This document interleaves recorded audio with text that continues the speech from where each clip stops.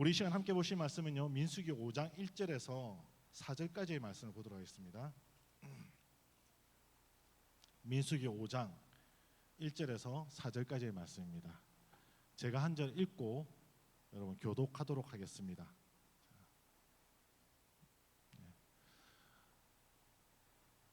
민수기 5장 1절에서 4절까지의 말씀입니다. 여호와께서 모세에게 말씀하여 이르시되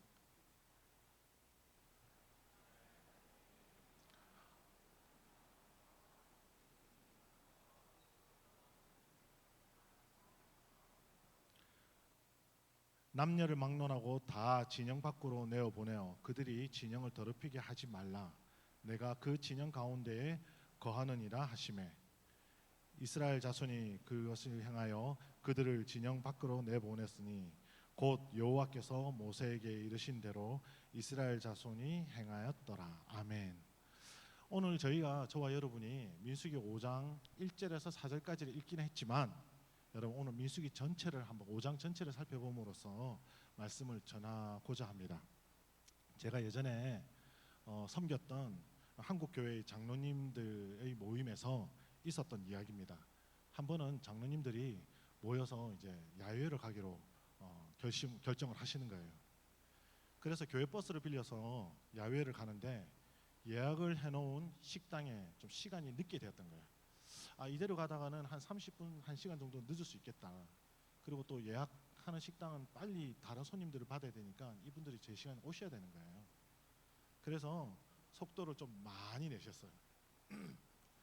그래서 많이 내는데 그날 또 하필은 운이 없다고 해야 되나, 그게 바르다고 해야 되나, 경찰에게 딱 걸린 거예요. 그래서 경찰 이분이 40km 오버하셨습니다. 40km 오버하면 벌금이 얼마인 줄 아세요? 10만 원이에요. 참 희한한 거는 많이들 모이셨으니까 10만 원이 어떻게 보면 한 40분 가셨으니까 많지는 않은데도 그래도 이 벌금은 아까운 것 같아요. 10만 원이 좀 아까우셔가지고 장로님들 몇 분이 아이고 젊은 경찰 양반 우리가 이렇게 좋은 일로 이렇게 가는데 좀 제발 좀 부탁하는데 이게 어차피 걸린 거는 우리가 인정하겠다고. 우리가 잘못한 건 인정할 테니까 좀 싼 걸로 주세요. 이렇게 한 거야. 이 경찰이 이래 보니까 물끄러미 보니까 좀 점잖은 나이 지긋한 분들이 교회차를 타고 가다가 걸렸으니까 이분도 조금 이렇게 좀 이 어르신들이니까 봐줘야 되겠다 생각하신 것 같아요. 그래서 알겠다고 해서 5만 원짜리 티켓을 끊어준 거예요. 그래서 이제 장로님들이 이제 다시 목적지로 출발을 한 겁니다. 기분은 티켓을 끊어서 기분은 안 좋았지만 그래도 이게 10만 원짜리 5만 원짜리로 이게 줄어들었으니까 그것에 위안을 받고 이렇게 가신 거예요. 운전석 뒤 운전하시는 장로님 뒤에 누가 앉아 계셨냐면 이제 회계 장로님이 그 티켓을, 왜 회계니까 벌금을 내야 되잖아요. 티켓을 딱 받고 티켓을 보신 거예요. 근데 갑자기 보시더니 이분이 놀래가지고 운전석에 하시던 분이 운전하시는 장로님에게 이보세요 장로님, 스톱하고 돌아갑시다 이렇게 한 거예요. 다른 장로님들이 놀라셔가지고 아니 왜 그러세요 이러면서 막 그 회계 장로님 주위로 모였어요. 그리고 회계 장로님을 놀라게 한 그 벌금 티켓을 이렇게 보았습니다. 이렇게 5만 원짜리 벌금 티켓에는 다음과 같이 벌금의 사유가 적혀 있었습니다. 음주 후 노상 방뇨 이렇게 실제로 있었던 이야기예요. 그러니까 이 티켓을 이게 내긴 내야 되는데 이거를 부끄러워서 교인들한테 어떻게 내겠냐는 거예요. 차라리 그냥 과속이 낫지. 여러분 한국어 말할 것도 없고요. 벌금이 센 이 캐나다에서 우리는 벌금 내는 거 매우 싫어합니다. 진짜 이 비싼 밥을 100불, 200불 먹는 거는 300불 먹을 수는 있는데 벌금 티켓 100몇십 불 내는 거는 진짜 아까운 것 같아요. 근데 참 희한한 건요. 그렇게 벌금 내는 걸 아까워하면서도 우리는 규정을 어길 때가 참 많아요. 그렇죠? 캐나다에 벌금 걸리면 과속하면 걸리면 벌금이 어마어마하지 않아요? 제가 이렇게 주위에 보니까 과속하다가 걸리니까 240불인가 내더라고요. 근데 한 번 더 걸리잖아요. 또 240불을 내요. 근데 참 친절하게 캐나다는 다음 생일 때에 또 240불이 또 고지서가 옵니다. 두 번째 걸렸을 때는. 왜 그러냐? 너 잘못한 거 기억해, 이런 뜻으로 그 사람 생일 때 그것도 벌금 고지서가 옵니다. 너무 아까운 것 같아요. 내가 잘못한 걸 떠나서는. 그런데 이렇게 벌금 내는 게 아까움에도 불구하고 왜 우리는 규칙을 지키지 않을까? 아마도 규례와 규칙이 우리의 자유와 편리함을 침범한다고 생각해서이지 않을까 생각이 됩니다. 이런 점에서 보면요, 교회만큼 규칙이 많은 곳도 없습니다. 오늘 우리가 다루는 이 본문에 보면요, 민수기 5장만 봐도 그렇습니다. 하나님이 오늘 본문 말씀하시는 이 상황은 이 전하실 때 이 이스라엘 백성 상황이 어땠느냐면요, 여러분, 이스라엘이 이렇게 광야 시나이 광야를 이렇게 머물러 있는데 그 시나이 광야의 서쪽에는 누가 있냐면 강대국 이집트가 딱 버티고 있습니다. 그리고 동쪽에는 누가 있냐면 가나안 민족, 아말렉, 암몬, 에돔, 모압 이런 민족들이 딱 버티고 있어요. 북쪽에 누가 있냐면 그 유명한 블레셋, 남쪽에는 바로 그 미디안 지파들이 정착하고 있습니다. 거기다가 이스라엘 백성들이 있는 이곳은 지금 어떤 곳이에요? 시나이 광야, 광야예요, 광야. 물도 잘 없고 척박한 곳이죠. 쉽게 말하면 사방이 적으로 꽉 차 있고요, 언제 쳐들어와도 이상하지 않은 그런 적들이 꽉 차 있고, 지금 내가 살고 있는, 지금 기거하고 있는 이곳은 먹고 마시는 게 그렇게 썩 불편한, 넉넉하지 않은 그런 광야라는 거예요. 이런 이스라엘 백성들한테 필요한 게 뭘 것 같습니까? 전쟁 기술 아니겠어요? 야, 전쟁을 하려면 이렇게 전쟁을 해야 돼. 그리고 너 먹고 사는 거 힘들지? 자, 먹으려면 이렇게 농사 짓는 법은 이렇게 해야 되고, 광야에서 잘 자란 작물이 이런 게 있어. 그거 한번 해봐. 그리고 또 물은 이렇게, 관계용수는 이렇게 만들고, 거기다가 우물 파는 데는 이런 데 우물을 팔면, 이런 곳에 우물 파면 우물이 반드시 나올 거야. 뭐 이런 거 알려주면 정말 좋잖아요. 그런데 하나님께서는 그런 방법을 알려주시는 게 아니라 또 뭘 말씀해요? 정결 규례에 관해서 다 읊으신단 말이에요. 먹고 살기도 쉽지 않은 상황에 주님이 이렇게 말씀하시는 이유는 무엇일까? 우리를 피곤하게 하기 위해서일까요? 아니면 이런 명령들을 주셔가지고, 그래, 내가 너희들한테 이런 명령을 줬어, 그럼 너희들 잘 지키는 거 한번 보자. 너는 잘 지키네. 그럼 떡 하나 주고, 너 천국행이야. 너는 안 지키네. 그래, 너는 이 나쁜 녀석 번개 때려가지고 넌 죽어. 그리고 넌 지옥행이야. 그거 테스트하시려고 주시는 걸까? 이것에 대한 이해를요, 우리가 좀 정확하게 하려면요, 하나님의 이러한 의도를 정확하게 이해하기 위해서는 우리가 오늘 본문에 등장하는 세 가지 규정에 대해서 참된 의미들을 살펴볼 필요가 있습니다. 도대체 이 규정들은 무슨 의미가 있었고 왜 주셨을까? 그걸 잘 파악하면 하나님께서 보편적으로 우리에게 왜 규정을 주셨는지 이해를 할 수 있는 거예요. 하나님이 오늘 본문에서 이스라엘에게 주신 이 규정, 우리 이 민수기 5장에는 세 가지 규정을 주시거든요. 세 가지 규정을 대략 주시는데, 그 첫 번째 규정은 뭐냐면 피부병자와 유출병자, 그리고 시체로 부정하게 된 자에 대한 규정을 주신다라는 거예요.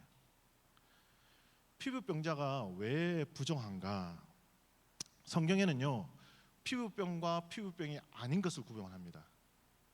우리가 종종 성경에 또 이런 말 나오잖아요. 너희가 납병 환자, 납병 환자인 것, 납병 환자가 아닌 것을 규정하는데요. 여러분, 우리가 생각할 때 납병 환자 하면 헨센병, 문둥이병을 납병 환자라 하는 게 아니라, 납병 환자는 그냥 그때 당시에는 의료가 발달하지 않았기 때문에 그냥 이런 거예요. 전염이 되면 납병 환자, 전염되지 않으면 그냥 피부병, 전염이 되면 여기서 말하는 부정한 피부병, 전염되지 않으면 그냥 피부병, 이렇게 되는 거예요. 간단하죠? 네. 그래서 전염이 되는 피부병은 납병 환자 또는 전염이 되는 부정한 피부병을 간주해가지고 진영 밖으로 추천합니다. 왜 그러냐면 그렇게 하지 않으면 진영 안에 있는 다른 사람들도 모두 다 피부병에 같이 걸리기 때문에 그렇다라는 거예요. 유출병도 마찬가지입니다. 여러분, 유출병이 있는 자는 어떤 자냐면요, 유출병이 그냥 어떤 병이 딱 하나 있는 게 아니라 몸에서 유출이 되는 병, 쉽게 말하면 성병이라든지 사정한다는 건지 월경하는 자라든지 아니면 그 외에 기타 이런 병들을 말하는 거예요. 그리고 시체와 접촉하는 자들은 어떻다? 부정하다고 진 밖으로 냅니다. 왜 이들은 부정하다고 성경은 이야기하는 걸까? 하나님은 말씀하시는 걸까? 이는 죽음과 관련되어 있기 때문에 그렇다라는 거예요. 이 당시는 세척제가 발달하지 않았어요. 뭐 락스라든지 뭐 이런 거 세제들 있잖아요. 뭐 세니타이저 이런 게 발달되지 않았어요. 그러니까 없어요, 아무것도. 그러니까 피가 있거나 어떤 이런 안 좋은 이렇게 물들이 있으면요, 이들은 뭐가 생깁니까? 세균이 생기는 거예요. 그리고 죽은 사람들, 죽은 자들이 어떻게 됩니까? 부패가 되죠. 부패가 되고 세균과 전염병이 돌게 돼 있는 거예요. 그래서 예전에 이 중세 때도 사람들이 큰 전쟁이 있잖아요. 그 전쟁이 났고 나서 그 시체가 많으니까 처리하지 못하고 두면 그곳에서 질병이 생기고 흑사병, 패스트가 이렇게 번져 나가는 거예요. 그래서 이 전염병과 죽음과 관련이 있기 때문에 하나님께서는 그것을 부정하다라고 해서 진 밖으로, 왜냐하면 자기 자신들의 백성들의 안전을 지키기 위해서 진 밖으로 내보내라라고 말씀하시는 겁니다. 그래서 하나님이 부정하다고 내보내라고 하는 이들은요, 하나님이 거룩성 때문에 말씀하시는 것도 있겠지만 하나님의 기분이나 입장에 무게를 둔 게 아니라 오히려 하나님의 백성의 안전과 건강을 위해서 하나님께서는 더 그렇게 하셨다라는 거예요. 사실이에요. 하나님이 오늘 본문에서 말씀하시는 두 번째 규정은요, 부정한 타인의 재산에 손해를 끼치는 불효에 대한 규정이 등장합니다. 이 정결법을 요약하면 다음과 같습니다. 만약 어떤 사람이 다른 사람의 재산을 이렇게 탐해서 재산에 손해를 끼쳤습니다. 그러면 그 죄를 지어가지고 발견이 되면 그 사람은 죄를 자복하고 어떻게 해야 되냐면 자신이 가진 그 훔친 것에 내고 거기다가 5분의 1을 더해서 돌려줘라라고 이렇게 말씀하십니다. 타인의 재산에 손을 댄 것은 분명 잘못한 것입니다. 그런 사람이 하나님의 백성으로 진 가운데 있다는 것은요, 하나님의 백성들을 속여서 불신을 유발하기 때문에 그것은 반드시 둬서는 안 돼요. 그래서 진 밖으로 내보내야 됩니다. 하지만 이 규정은요, 이 규정 또한 하나님의 입장보다는 백성들의 입장에서 하나님을 규정하셨다라는 사실을 여러분 기억하셔야 됩니다. 만일 여러분 하나님이 거룩하신 분인데, 야, 너 죄 지었네, 너 이거 진짜 너 부정한 거야, 너 한번 내 기준에서 한번 너 징계해 볼게 할 것 같으면 어떤 징계를 당했을까요? 어떤 사람이 남의 것을 훔쳤다고 생각합시다. 그렇다면 얼마를 물려야 할까? 하나님의 기준에서. 여러분, 지하철 무임승차하면, 제가 한국에 있을 때는 지하철을 무임승차했다 그러면 걸렸다 그러면 벌금이 얼마인 줄 아십니까? 내가 이 구간을 탔다 그럼 이 구간에 대한 금액의 30배를 내는 게 그 기준이에요. 지금은 좀 바뀌었는지 모르겠어요. 근데 여러분, 캐나다 밴쿠버에서 만약에 내가 이렇게 무임승차를 하거나 스카이라인을 내가 무임승차했다, 벌금이 얼마일 것 같습니까? 캐나다는 몇 배 이게 아니에요. 몇 배 이게 아니고 금액이 딱 정해져 있더라고요. 밴쿠버는 273불.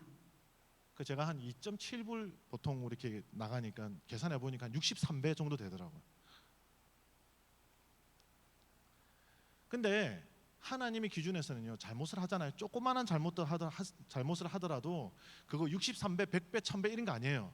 그냥 결론은 하나예요. 사망, 이거예요. 왜? 하나님은 너무나 거룩하신 분이라서 조그마한 죄도 하나님 용납 못 하시거든요. 때문에 이 사람들이 죄를 지었다 그러면 하나님의 결론은 그거예요. 사망이에요. 사망. 때문에 지금 이거 네 훔쳐간 것에서 20% 더해서 이거는 하나님의 기준에서 정한 법이 아니에요. 사람에게 정한 법, 사람 때문에 정한 법. 왜 그러냐면 어떤 사람이 훔쳤단 말이에요. 그러면 그 훔친 사람이 때문에 어때요? 이 사람 거를 모든 걸 몰수해 버리겠다, 그 사람을 죽여버리겠다 이렇게 되면요, 그 사람이 뭐 배고파서 조금 훔치는 경우도 있고 여러 가지 상황을 훔칠 수도 있어요. 뿐만 아니라 이 사람이 나쁜 마음을 훔쳤다 치더라도 이 사람이 죽어버리거나 어떻게 돼버리면 남은 가족들이 이제 어떻게 되는 거예요?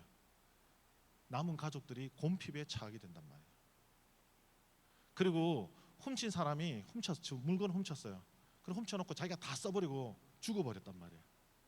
그러면 사람으로 대가를 바란다고 한다면 그렇게 죽어버리면 나중에는 그 사람한테 훔침을 당한 사람들, 피해를 입은 사람은 어떻게 해도 보상할 길이 없어요.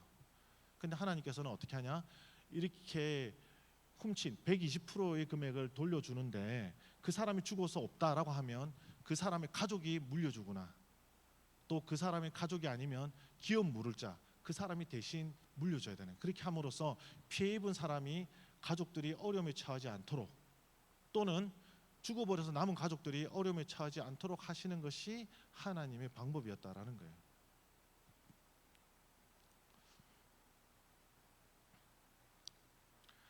오늘 보면 세 번째 규례는요, 간음에 대한 규례입니다. 그래서 5장의 세 번째 규정은 간음에 대한 규정인데, 이 규정의 내용은 이렇습니다. 어떤 사람의 아내가 탈선을 했는데 증거도 없고 증인도 없을 때 제사장이 만든 쓴물을 먹고 그에게 잘못이 있으면 저주가 있을 것이라는 그런 규정이에요. 오늘 규정을 가만히 보면 이런 말이 나옵니다. 어떤 사람의 아내가 탈선하여라고 이렇게 되어 있습니다. 여러분, 만약에 이스라엘 하나님이 만든 이 규정에 간음이 남녀 모두의 규정이라고, 남녀 모두의 적용되는 규례라고 한다면요, 어떤 사람의 남편이나 아내가 탈선하여 이렇게 기록해야 됩니다. 근데 오늘 본문에 뭐라고 되어 있냐면 어떤 사람의 아내가 라는 말만 나옵니다. 이를 볼 때 당시의 간음은요, 여성으로부터 일어나는 범죄라고 이렇게 생각하는 경향들이 강했어요. 과거의 우리나라도 그랬지만 당시 간음에 대한 사회적 분위기는요, 여자들에게 굉장히 불리하게 돼 있었습니다. 때문에 여성이 실제적으로 간음한 경우에는 어쩔 수 없는 일이지만, 남편이 만일 의처증과 같은 그런 질병이 있든지, 아니면 아내가 아무런 잘못이 없는 경우에도 의심을 받는 경우에는 이만저만한 어려운 일이 아니었어요. 어떤 사람은 아내가 죄가 없는데도 간음했다고 누명을 덮어 씌워서 아내를 정당하게 내어 쫓으려는 그런 사람도 있었어요. 그래서 내 와이프가 몇 년 살아보니까 마음에 안 드는 거예요. 그러면 어디 가가지고 동네 사람들, 내 와이프가 간음을 했어, 그러면서 옆집 남자랑 잠시 담장으로 이야기 좀 했을 뿐인데, 그러면서 막 이렇게 막 억지를 하는 거예요. 그렇게 해서 아내를 내쫓는 이런 악한 사람들도 있었습니다. 이러다 보니까요, 그런 여인들을 보호할 필요가 있었어요. 하지만 남의 가정사에 함부로 끼어들 수도 없고, 여러분, 잘못 끼어다가 오해도 살 수 있습니다. 만약 옆집 사람이 아니 당신 부인하고 나하고 이야기만 좀 했는데 왜 그런 식으로 말하냐고 막 좀 흥분해가 이야기 좀 하잖아요. 그럼 뭘 하겠어요? 보시오, 이 XX들이 서로 편먹고 지금 이렇게 막 흥분하는 거 보면 확실히 가늠한 거 맞소. 이게 참 이게 어려운 일이에요. 그러니까 나서지도 못하고 안 나서지도 못하고 굉장히 난처한 일이 되는 거죠. 그래서 이런 상황 속에서 하나님께서 규례를 만드신 겁니다. 때문에 이 규례 또한 죄를 가려서 벌하겠다라는 것보다는요, 죄를 방지할 뿐만 아니라 잘못된 인간의 관습과 악행으로부터 억울한 백성들이 나타나지 않도록 하겠다라는 게 하나님의 규례의 목적이라는 거예요. 지금까지 우리는 하나님의 규례, 이 세 가지 규례의 정결에 관한 규례들을 잘 살펴보았습니다. 이렇게 살펴본 시점에서 다시 한번 질문을 하고자 합니다. 여러분, 우리는 왜 정결해야 할까요? 하나님이 우리에게 지금도 너희는 이때 당시의 법을 그대로 이야기하지 않습니다. 하지만 어떻게 말씀하십니까? 하나님은 왜 우리에게 이런 정결을 해야 된다고 말씀하실까요? 하나님이 규칙과 명령을 내리시고 말 잘 듣지 않는 사람에게 떡 하나 더 주고 말 안 듣는 사람에게는 벼락이라도 던져주시기를, 그런 위해서 하나님께서 벌 주시는가요? 여러분, 가끔 우리가 하나님 앞에서 착각하는 것이 하나 있습니다. 뭐냐면요, 우리가 생각하는 대단한 것들이 하나님 앞에서도 대단하다 생각하는 그런 착각들이에요. 우리가 큰 교회 건물을 지을 정도의 헌금을 많이 했다, 그다음 또는 교회 일을 내가 열심히 했다, 아니면 내가 세상에서 한 자리 한번 차지했다, 그렇게 했다고 하나님께서는 너 정말 대단하구나 이렇게 생각하실 것 같아요. 너 규례 잘 지켰습니다 하나님, 너 규례 잘 지켰네, 정말 대단하다, 너 정말 훌륭한 애야, 너 칭찬할게, 이렇게 하나님이 해서 규례를 주시고 그 대단한 일들을 칭찬하실까요? 만일 제가 설교를 하고 있는데 제가 갑자기 볼펜이 지금 갑자기 필요해요. 볼펜을 뭐 좀 체크를 하고 써야 되는데 볼펜이 지금 없는 거예요. 어떡하지? 볼펜이 없네. 볼펜이 있었으면 좋겠는데. 근데 저희 집에 살고 있는 기생하고 있는 개미 한 마리가 제 생각을 읽어낸 거예요. 그래서 이 집에 살고 있는 주인장이 볼펜이 없어 난처하네. 그럼 내가 볼펜을 하나 줘야 되겠다. 좀 이렇게 도와줘야 되겠다. 그래서 자기가 힘은 좀 안 되지만 최선을 다해가지고 제 책상 위에 있는 볼펜을 밀었어요. 민 거예요. 밀어가지고 근데 뭐 암만 개미가 힘이 세도 볼펜 밀긴 좀 힘들잖아요. 겨우겨우 밀어가지고 1mm를 밀었다 쳐요. 제 방향 쪽으로. 그럼 제가 그걸 보고 야, 너 정말 대단하구나. 너 정말 훌륭하구나. 뭐 그렇게 말하겠어요? 물론 생각해 보니까 이 말씀 들으면서 생각해 보니까 대단하긴 하네요. 개미가 볼펜을 민 거. 그런데 제 사역과 제 일에 대해서는 그렇게 큰 도움은 되지 않아요. 개미가 좀 멋있어 보려고 제 책상 위에 있는 볼펜들, 색색 볼펜들을 다 몸에 칠해가지고 알록달록하고 예쁘게 꾸몄다 칩시다. 그럼 제가 그걸 보면서 야, 너는 정말 멋지고 대단한 개미구나 이렇게 말할 것 같습니까? 아니라는 거예요. 하나님 보실 때도 똑같아요. 우리가 율법과 규례 뭐 대단하게 생각하는 것들이 아무리 금치를 하고 하나님 앞에 가본들 하나님 보실 때는 그저 그런 거예요. 여러분 때문에 하나님이 우리에게 주신 규정을 주실 때는요, 그 목적은 딱 한 가지밖에 없습니다. 뭘까요? 하나님의 백성이 배척받지 아니하고 고통을 당하지 아니하며 억울한 압제를 받지 않게 하기 위해서 하나님이 그런 규정들을 규례들을 주셨다라는 거예요. 그 속에 하나님의 나라와 하나님의 공의가 드러나는 겁니다. 하나님께서 오늘날 우리에게 저와 여러분들에게 말씀을 묵상해라. 기도와 예배의 자리에 나와서 항상 나와 함께 교제하자. 항상 너희들의 삶을 정결하게 해라. 그렇게 하나님께서 말씀하시는 이유가 무엇입니까? 그것은 그 속에 축복된 삶이 있기 때문에 그렇다라는 거예요. 여러분, 하나님이 규정을 지켜야 되는 것도 알죠. 규례 지켜야 되는 것도 알죠. 근데 우리가 규제를 지키지 못하고 규정을 지키지 못하는 이유가 뭡니까? 많은 현대인들이 대답이 바빠서요. 이민생활 하다 보니까 너무 바쁘고 너무 힘들어서 돈 벌기도 바쁘고 애들 케어하기도 바쁘고 막 그렇습니다. 그래서 난 너무 바빠가지고 정신이 없어요 하나님. 그래서 하나님 자리에 못 나오고 하나님 음성에도 응답 못하고 하나님 손 붙잡을 시간도 별로 없어요. 그래서 여러분 돈을 열심히 벌었습니다. 살림살이 좀 나아지셨어요? 그래서 돈 좀 많이 모으셨나요? 그래서 좀 많이 모았다 칩시다. 여러분 행복하신가요? 아니면 내가 좀 즐겁기 위해, 내가 좀 재미있게 하기 위해서 좀 즐거운 거, 하나님과 동행하는 대신에 내가 좀 즐거운 놀이를 좀 더 이렇게 선호하든지 시간을 투자했습니다. 여러분 그래서 좀 즐거워지셨나요?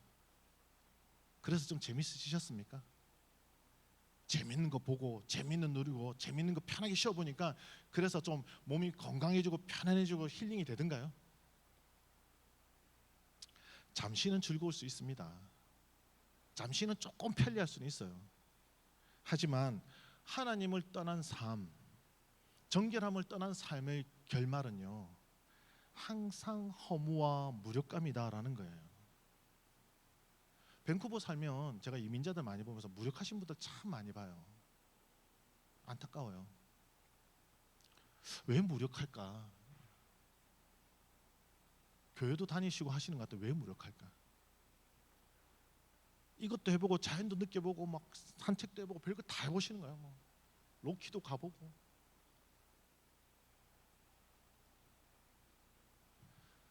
그런데 왜 무력할까? 자신과 하나님과의 교제가 없는 거예요. 내 삶 속에 하나님과의 만남, 하나님과의 동행하는 그 동행한 정결함이 없는 거예요. 그러니까 잠시는 반짝하고 좋은 것처럼 보이지만 바닷물 마시면 어때요? 갈증 느낀다고. 바닷물 마시면 잠시는 이러지만 나중에는 그 뒤에 극심한 고통과 갈증은 더 심해집니다. 똑같아요. 세상의 것은. 때문에 우리는 하나님의 정결함 말고 다른 곳에서 무언가를 찾으려고 한다면요, 우리에게 다가오는 것은 결말은 허무한 무력감뿐이 없다는 사실을 우리는 명심하셔야 합니다. 말씀을 맺도록 하겠습니다. 룻기서에 보면 엘리멜렉이라는 사람과 나오미라는 이 부부가 등장을 합니다. 이들은요 베들레헴 사람들인데 당시 베들레헴에는요 이스라엘 백성들이 이 어리석음으로 인해서 기근이 들었습니다. 하나님은 이스라엘 백성들에게 하지만 어떤 경우에 있더라도 내가 너희 아브라함 조상 아브라함이 명한 본토 친척 아비의 집을 떠나 내가 네게 지시한 그 땅에서 너희들이 떠나지 말고 항상 나의 품에 나의 왕국에서 있을 것이다 라고 명령하셨어요. 그런데 이스라엘 백성들이 어리석으니까 그 땅에 기근이 든 거예요. 기근이 들고 배가 고프고 힘들다 보니까 이제 이 엘리멜렉과 이 나오미가 야 이거 어떻게 하지 하고 주위를 둘러보니까 저 모압 땅에 이 모압 땅이 그 이스라엘 땅은 목축을 하기에 좋은 땅이고 모압 땅은 농사짓기 좋은 땅이거든요. 그래서 지도상에 보면 그 땅은 굉장히 비옥하고 푸릅니다. 그리고 이스라엘 땅은 좀 황량하고 좀 황색 있는, 어떤 분들이 제가 이야기를 하니까 그렇게 말씀하시는 분이 계시더라고요. 목사님 이스라엘 가보셨어요? 이스라엘 가보면 얼마나 비옥한지 몰라요. 그거는 광교용수 잘해가지고 지금 이스라엘 비옥한 거지 원래 이스라엘 땅은 비옥하지 않아요. 근데 어떻든 자기 땅은 이렇게 척박한데 저쪽 모압 땅은 보니까 비옥해 보이는 거예요. 세상적인 눈으로 보니까. 그래서 이 두 사람은 야 이스라엘이 이렇게 힘든데 저쪽 땅 가면 그래도 여기보다 낫지 않겠나 하고 이 두 부부는 아들 둘을 데리고 기론과 말론을 데리고 그 모압 땅으로 향합니다. 그래서 여기보다 낫겠지 하고 갑니다. 근데 형편이 나아졌습니까? 아니요. 남편 엘리멜렉이 그 모압 땅에서 죽습니다. 그리고 뒤따라 자신 아들 기론과 말론도 죽어버려요. 상황이 더 악순환이 되었습니다. 왜 상황이 악순환이냐면요, 여러분 이스라엘에는요 완전 망하지 않는 법을 한 가지 딱 갖고 있습니다. 어떤 법이냐면 바로 희년이라는 법이에요. 땅이 있습니다. 내가 처음에 형편이 어려워가지고 나에게 주어진 기업이 있잖아요. 그 주어진 땅이 이스라엘 대대로 족속마다 땅이 물려집니다. 그럼 그 땅을 가지고 내가 형편이 힘드니까 자식들 대학도 보내야 되고 해서 좀 팔아야 될 것 같아요. 그러면 처음엔 어떻게 파냐면 7년짜리를 팝니다. 이거 좀 가져가쇼. 7년 동안에 당신이 경작하고, 그렇게 7년짜리 소유권을 주고 판매합니다. 그럼 7년 뒤에는 그 사람이 경작을 대신하고 7년 뒤에는 이 사람은 돌려줘야 돼요. 7년쯤에는. 근데 진짜 형편이 어려워가지고 나중에 이걸 좀 돈을 많이 받고 팔아야 돼요. 그래서 완전히 파는 경우가 있습니다. 그럴 때 이 사람들은 돈을 엄청 많이 받고 완전히 팝니다. 근데 그렇게 완전히 팔았을지라도 이 땅은 50년 뒤에 49년 뒤 49년 끝나고 나서 50년째는 이 사람들한테 돌려줘야 돼요. 남편과 아들들만 있으면 50년 뒤에는 이 땅을 돌려받을 수 있어요. 근데 지금 나오미는 어떻습니까? 남편이 죽었죠. 두 아들이 죽어버렸습니다. 영원히 그 땅은 자기한테 돌려받지 못해요. 왜? 남자들만이 그 땅을 기업으로 받을 수 있는데 없잖아요, 자녀가. 대신에 기업 물을 자라는 사람이 있습니다. 친인척 중에 기업 물을 자가 대신 딱 등장해가지고 이 사람 빚들을 대신 다 갚아주고 자기 돈으로 다 갚아주고 그 땅을 사가지고 이 사람들한테 주면 돼요. 근데 어느 사람이 정신 나간 사람이 그 짓을 하겠어요? 안 그래요? 불가능한 일이에요. 그래서 그냥 망했다고 보는 게 맞습니다. 나오미는 완전 망한 사람이었어요. 그런데 이왕 어차피 난 망한 사람이다, 이 땅에서 죽으나 그 땅에서 죽으나 마찬가지니까 하나님의 땅에 가서 그냥 죽자, 하나님 아버지가 계신 땅에서. 그래서 돌아갑니다. 그런데 어떻습니까? 기적이 일어나요. 아무 희망이 없다고 생각하고 갔는데 보아스라는 사람이 나타나서 내가 그거 다 해줄게, 내 돈으로 그거 너희들 빚 다 갚아주고 그렇게 산 다시 땅을 너희들한테 다시 돌려줄게. 그리고 자식도 내 대를 이어서 같이 낳아줄게. 그 자식은 내 성도 안 따라요. 그 사람도 성에 따라요. 그런데도 그렇게 다 해주겠다는 거예요. 아무것도 없는 절망의 그 가정이 나중에 하나님 명령에 따라서 그냥 다시 하나님의 규례에 따라서 이 땅으로 돌아오니까 완전히 다시금 회복되는 역사가 일어나더라라는 거예요. 그리고 멸망의 가정에서 어떤 가정이 나중에 왕족의 가문으로서의 그 가게들을 세워놓은 그런 집안이 되더라라는 겁니다.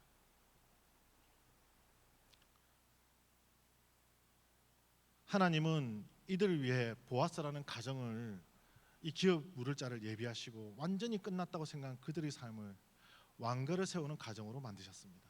이처럼 하나님의 규례와 규정은 우리를 구속하거나 우리를 엇박하는 그런 규정이 아니라 우리에게 복을 주시기 위한 약속입니다.